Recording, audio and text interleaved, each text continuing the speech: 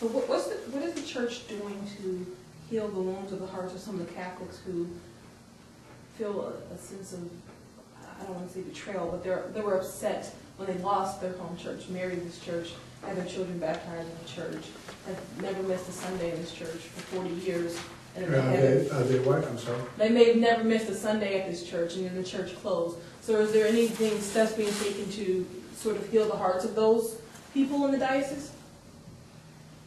You know, I'd like to begin with a preliminary word and then try to, go deeper into it. You know, as has been already said here today, in many of these city parishes, be it in Lorraine or Akron or Cleveland, that were personal parishes or ethnic parishes, I mean, whatever word we want to use. Over time, the majority of even the loyal, parishioners moved out, and they would come back, like on a Sunday. However, they didn't always come back, because you see, if you had children, these small ethnic parishes in all of these cities, they didn't continue to run a full program. So what happened was you had someone who was a parishioner at St. Emmerich in Cleveland, and they were living in Brunswick. Now when you look at the records in Cleveland at St. Emmerich, there were years that they never had a baptism, never had a first communion, never had a confirmation.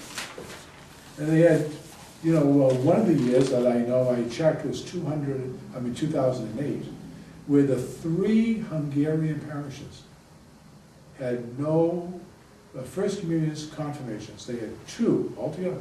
All 3 of them had 2 baptisms, 8 weddings, and 11 funerals. What they were doing is that because they lived in Brunswick, that was also their parish. Because you can have dual parishes. One because of your location, your domicile, and one because there is a nationality parish of which you are of that nationality.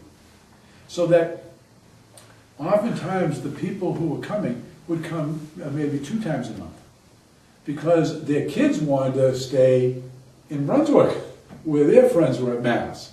So that's the actual dynamic that was happening. I mean, there were very few people who were there every single week. But they did have some faithful, followers and all that. I don't want to wipe that out, but it's not like everyone was there every Sunday. They weren't. They were at the home parish where they physically lived. That whole question about the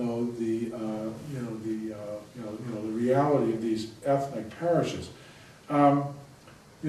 Oftentimes what would happen is that the level of activity became so low that people drifted away. So that we did one parish. I'll never forget. The pastor gets up at the end of the Mass, and and there were 300 people there for the Mass. Remember over at Epiphany. I mean, there were 300 people at the Mass. The pastor gets up and he says, I want to acknowledge all the loyal parishioners who have been here to the very end. Stand up. And 16 people stood up. And 2 people from the media said to me afterwards, he shot himself in the foot. The other 284 people had been former parishioners, had gone away and hadn't been back for years. So I think we have to be careful when we're talking as to what the reality actually was in those situations. We